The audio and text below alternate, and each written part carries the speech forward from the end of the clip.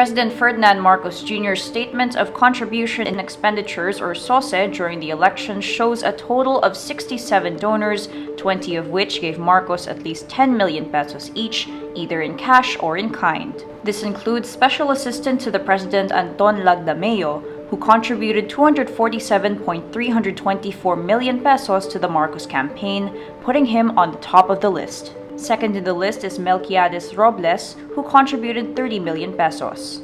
Marcos eventually tapped Robles to be the general manager of the Philippine Charity Sweepstakes Office.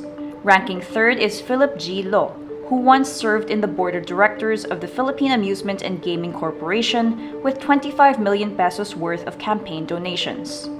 Some of Marcos' donors are also notable names in the Philippines business landscape.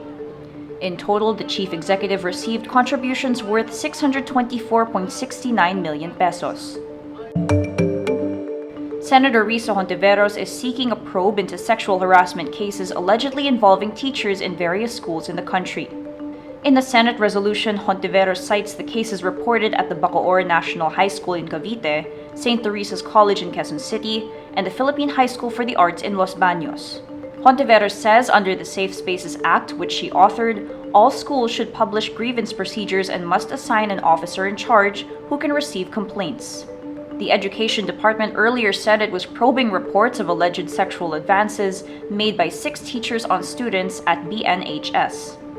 In March 2021, Rappler ran a series of reports on how 2 high school teachers at St. Teresa's College, Quezon City befriended their students before making sexual advances. The Philippine High School for the Arts in Los Baños also got involved in controversy recently after some alumni came forward to expose alleged sexual abuse incidents in the campus.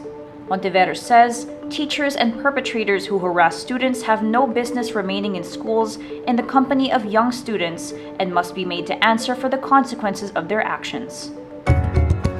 Need more context, clarity, and perspective?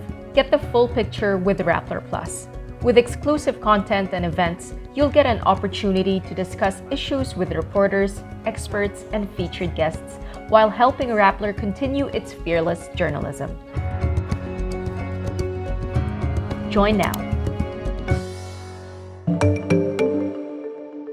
Former and current lawmakers of Southeast Asian countries call on governments, civil society, and the public sector to regard disinformation as a top regional and international concern. The ASEAN Parliamentarians for Human Rights, or APHR, conducted a fact-finding mission in the Philippines after the country's national elections. Disinformation on social media was a key factor that influenced the outcome of the polls, and findings showed organized disinformation operations began years before the campaign period officially started. Rappler investigations have shown the Marcos family used extensive social media networks to burnish their image, and online myths about the Marcoses date all the way back to 2011. Former Thai lawmaker Panik Awanik emphasizes the urgent need for Southeast Asian countries to address the dangers of disinformation, given the upcoming general elections for Thailand and Malaysia in 2023. APHR also stresses the disinformation phenomenon is not exclusive to the Philippines and is a growing problem in the region and across the globe. The stars of the hit Thai boys love series KinnPorsche are bringing their world tour to Manila.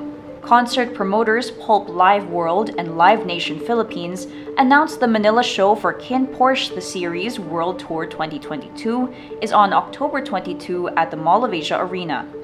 The series World Tour is also making stops at Singapore, Seoul, Ho Chi Minh City, and Taipei. KinnPorsche stars Mile Papum as Kinn and Apo Natawin as Porsche.